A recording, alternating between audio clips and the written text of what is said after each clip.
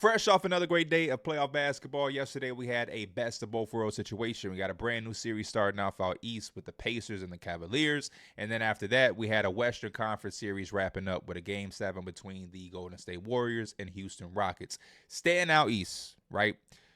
The Cavaliers going to this game without Darius Garland, which is the third consecutive game he's missed. This is a toe injury that I thought was very minor, but now based off various reports, I am anticipating the Cavaliers to be without him for majority of this series. Now, fortunately for the Cavaliers, they have a really stacked roster, and they should be able to maintain until he is healthy enough to rejoin them in the starting lineup. With that being said, I want to give a lot of credit to the Pacers. They continue to impress me throughout these playoffs. I know how good they are. I've recognized how good they are, but they still somehow exceed my expectations as the playoffs continue. This was a magnificent kind of picture perfect start of a series that they could ask for. They came out in that first quarter, firing on all the cylinders. Everybody was kind of aggressive, making shots early, and I think that was really the start that they needed to ultimately win this game. One of the first things that I did see that helped them against a really good Cavaliers defense was the pace that they play with. No pun intended. They played fast and up tempo, whether it was a make or miss shot. And when you start the game, you see that the Cavaliers have their matchup set, right? Max Strus is going to guard Tyrese Halliburton. Jared Allen is going to be on Pascal Siakam. Evan Mobley is going to be on Miles Turner, etc., etc. But with the pace that the Pacers played at, when I rewatched and saw a lot of possessions, there were a lot of assignments all over the place. There were a lot of times where a particular guy was not on his designated assignment because of how quickly the Pacers got the ball up the floor and kickstarted their offense. And another thing about the Cavaliers that the Pacers kind of attacked was the fact that as good as their defense is and as great as their defense is, they don't have a prototypical amazing lockdown point of attack defender. And a lot of times in this game, when you see how well the Pacers shot the basketball, they constantly shifted the Cavaliers defense, which is predicated on help, right? They have the defensive player of the year who is an amazing help defender, and he takes up a lot of space for the Cavaliers. And ultimately, a lot of the times, it troubles a lot of offenses. But in this first game, the Pacers took that and they used it for their advantage. So, number one, even on made shots, they're getting the ball up the court. And when you're getting the ball up the court, you now have mismatches and different matchups that you can attack. You have Pascal Siakam being guarded by Sam Merrill, which is, of course, is going to make the defense shift because you have to load up on that. You had a bunch of different times where the Pacers have a little set that they run, and it allows them to get Jared Allen on Tyrese Halliburton. And I want to pause right there in that specific part of the game. We know Tyrese Halliburton to be the engine of this offense and a really good playmaker. But in that game and in moments against the Bucks, Tyrese Halliburton has taken a shift up in his aggression on offense. And I think it has helped the Pacers a lot early on in these playoffs, and especially in that game one. Seeing him get the switch on Jared Allen and seeing him say, okay, this is the matchup that I want. I'm going to attack this with the mentality of looking to score. There's been a history in Tyrese Halliburton's career when he gets these mismatches or he gets these advantages and he's looking to create a play.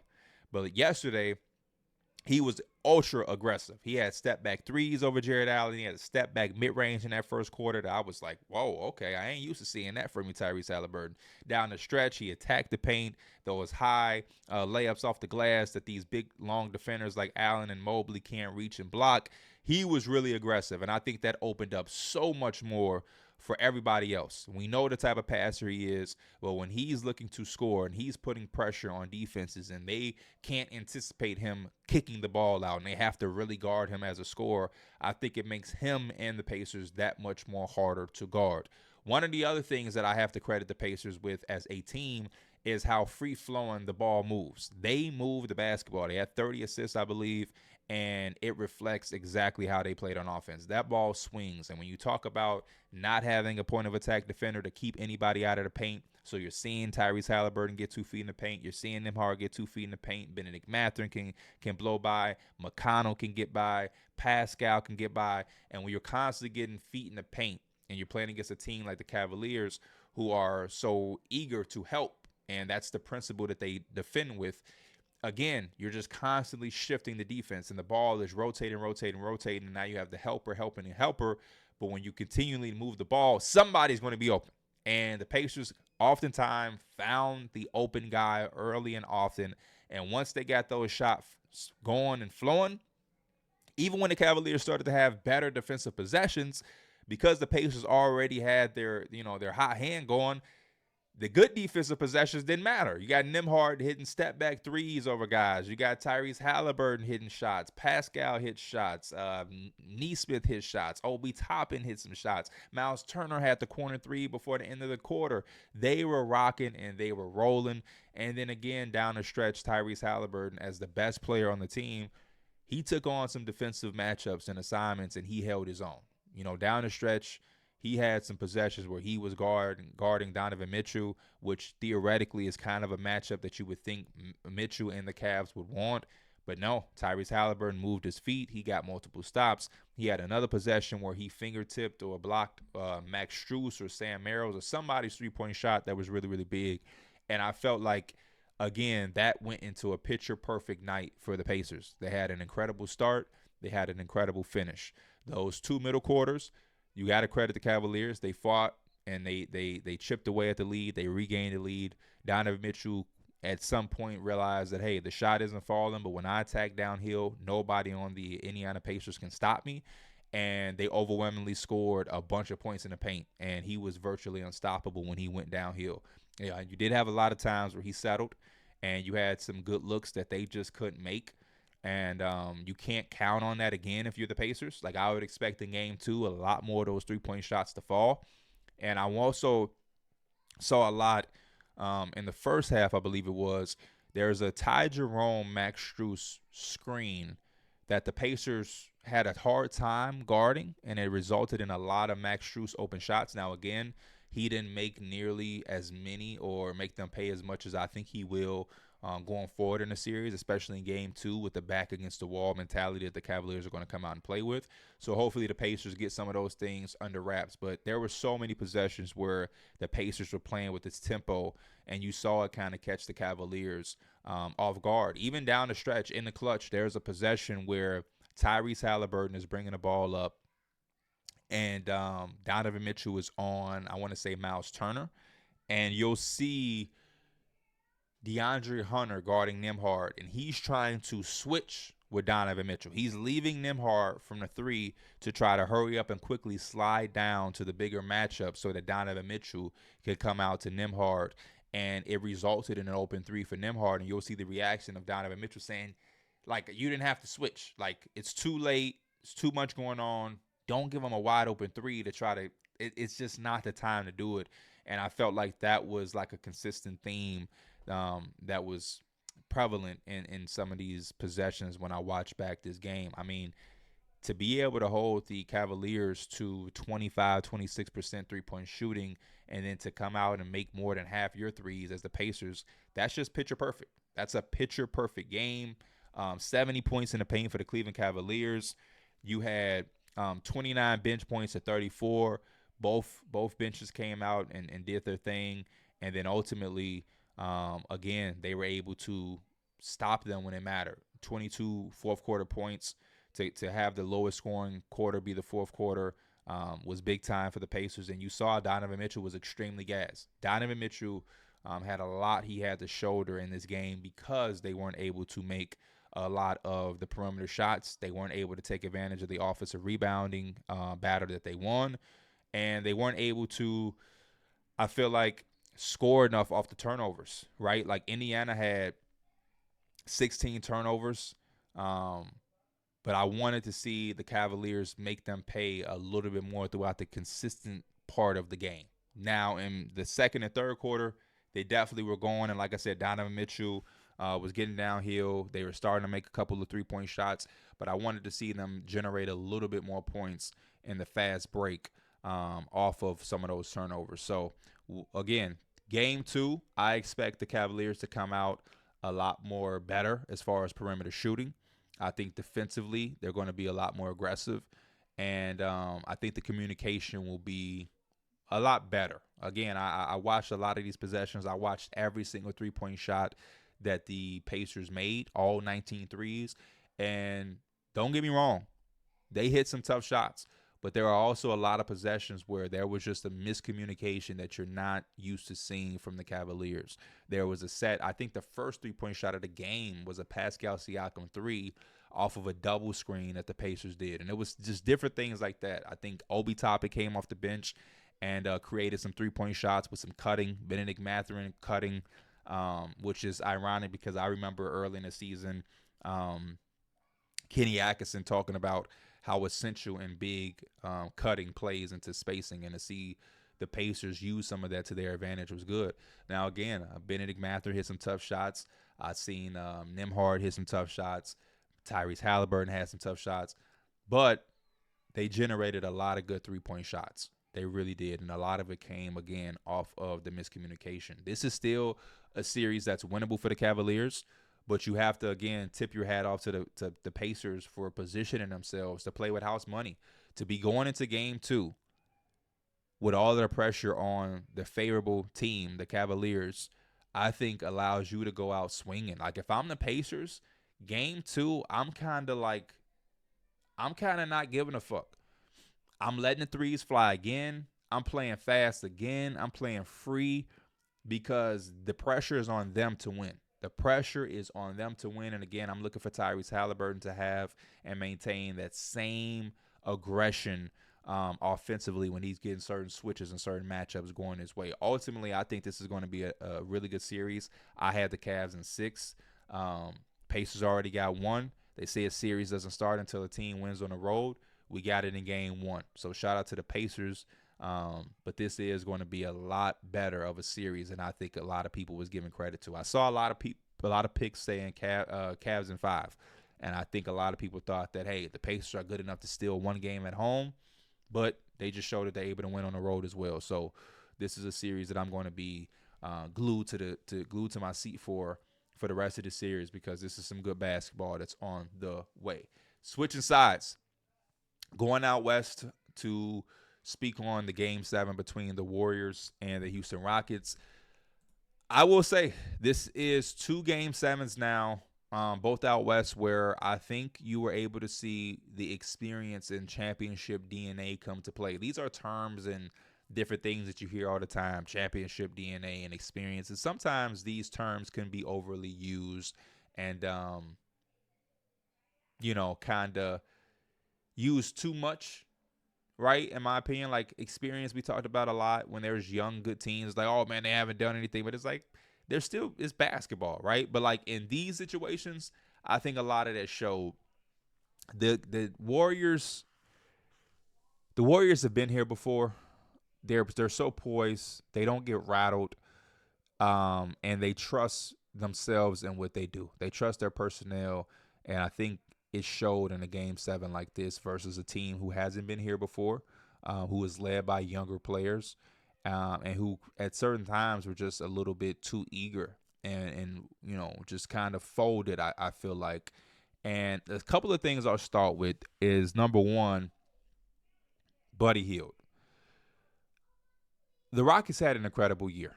They played an incredible series, and they took it all the way down to the road, down 3-1, and they were able to force a game 7 back home. So I give the Rockets credit there. I also give the Rockets credit because early on, they didn't lose this game to Steph Curry, right? They defended him, and it took him a while to get going and to see his first field goal going. I think he started like 0 of 5, 0 of 4 from 3. It was everything that they wanted. You can't anticipate, and maybe we should start anticipating, because he had a game like this last year with the 76ers against my Knicks. But I mean, when Buddy Hield comes out and he gives you 33 points and he has the first half that he had, making it rain from 3, if you have to find a way to lose, I guess that's the way. Because you believe coming into the game that this is going to be the performance that Steph Curry has, or this is going to be the performance that Jimmy Butler has, and you don't allow them to really beat you in that way. But instead, a quote-unquote supporting player or an other steps up in this way, you kind of got to tip your cap. The man shot 81% from 3 on 11 attempts. I mean, if you're the Rockets, you're behind the 8 ball. If If the Warriors are going to shoot 18 threes and Buddy Hield is going to make half of them, you're behind the eight ball already. Now, I will say for the Rockets, they have some issues that were glaring and that they're going to address in the offseason. Number one, Jalen Green. Jalen Green is not as bad of a basketball player that a lot of people are going to make him out to be for this series. And I do like his quote, right? First time playoffs is an excuse to play this poorly. And I believe there was something Richard Jefferson said a few games ago where, like, as a pro player, Jalen Green and others, and he had this mentality himself, Richard Jefferson said, you have to arrive at the arena being ready to do a few things so that if the jump shot isn't falling, if the three-point shot ain't falling, if you don't have it offensively, you can still find ways to be an impactful, contributing player. And I think that is the next phase for Jalen Green. He has to figure out how he's going to allow himself to be impactful regardless of what the offensive night is looking like. And I think he's not there yet. I think he was a bit thrown off by some of the defensive attention that he got. And this is what separates the good from the greats, is being able to figure out in real time how to adjust to how defenses are playing you in the playoffs and figuring out ways to still impact the game in a way that can help your team. They didn't get much from him in this game. They didn't get much from him in this series outside of the Game 2 performance that he had, and I think they really needed him. They were forced to go with ultra big lineups. They crowded the paint, and they just didn't have enough shooting, and he's a guy that they were relying on to give them that. This is another game where he didn't make a three. They only made 6 threes as a team, and there was no way that they were going to beat the Golden State Warriors with 6 of 18 shooting, 33%. I mean, they shot 40% from the field just in general, which, again, is disappointing. When you look at 14 offensive rebounds compared to the 3 offensive rebounds the Warriors had, when you look at the 52 rebounds compared to the 38, it's a little disappointing that they weren't able to make more perimeter shots with a lot of the second chance looks that they had. They beat them up again in the paint, 46 points in the paint. But yeah, they weren't able to take advantage. 10 fast break points. This is one of the first times they were able even to score that many fast break points. A lot of times in the series they would have 4 or 5 fast break points, which I felt was a little disappointing for a team that has the athletes that they have. And I felt like they played too cute, right? Like, there was a lot of times Jalen Green, he tried like a sexy same foot, same hand inside layup, and Draymond got it off the glass. There were times where Sengun was trying to flip up shots, and it's like they needed more guys to play with the intensity that Amin Thompson played with, where he's just ferociously getting downhill, attacking the basket, and getting to the free throw line, which he converted all 6 of his free throws. We know how tough of a time he had knocking down free throws in the series and throughout the regular season. But I walk away from this feeling like the Rockets are in good shape, and feeling like that there is a move out there that can catapult this team to the level that you're trying to get to. I think you go into the offseason, and I am going to be doing offseason videos for each team as they get eliminated. So I won't go too in-depth because I'll have to do one for the Rockets. But you walk away with the season knowing that your staples are Amin Thompson and Alperen Sengun. These are 2 guys that, even with their shortcomings, they weren't able to get played off the court. They were ready to play playoff basketball, and they delivered when you needed them for the most part. They delivered, and I know Sengun had a tough Game 7, 9 of 23 as a big is tough, but he was the only guy that you can kind of rely on consistently throughout this series. And then Amin Thompson to have the game that he had in Game 7 with the defensive pressure and responsibility that he has as a year 2 player, it's big time. But outside of that, you have to figure out some ways to get better. They relied too much, in my opinion, on Fred VanVleet. He's too small of a player for you to be relying on to create and generate offense. And that's where their shortcomings came.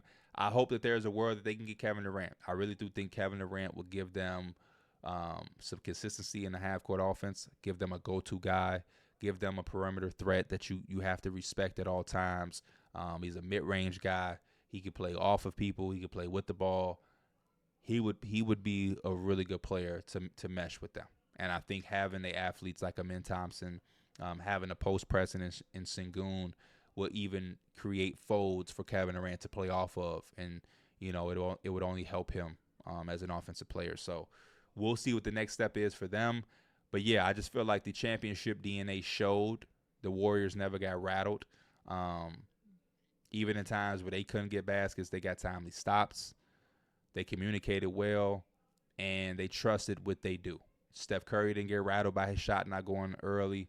Draymond stayed poised. He made big shots, took 8 threes. Sometimes we talked about this on the Numbers on the Board podcast. Sometimes the three-point shot falling for Draymond could be fool's gold. And even on a night where he took 8 of them, the Rockets weren't able to capitalize and use it to their advantage. And, again, Buddy Hield stepped up tremendously. 33 points with no free throw attempts is insane. Insane. 81% from 3 on 11 attempts. Insane. You lose Game 6 Clay, and you gain Game 7 Buddy. So now we have the Timberwolves against the Golden State Warriors. I think that's going to be a really good matchup.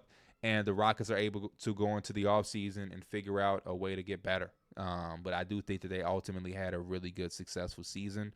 They exceeded all expectations everybody had for them. And they now can go into summer knowing exactly who are their untouchables and who are their staples, and they can remix this roster a little bit to have some more success next year. So, yeah, as always, I appreciate y'all. As the playoffs go on, you'll see more of me. We're now in the second round, so it's a lot more tough basketball, a lot closer basketball, and yeah, we here. Appreciate y'all. I'm Pee Wee the Plug, and I'll see y'all in the next video. I'm out. Peace.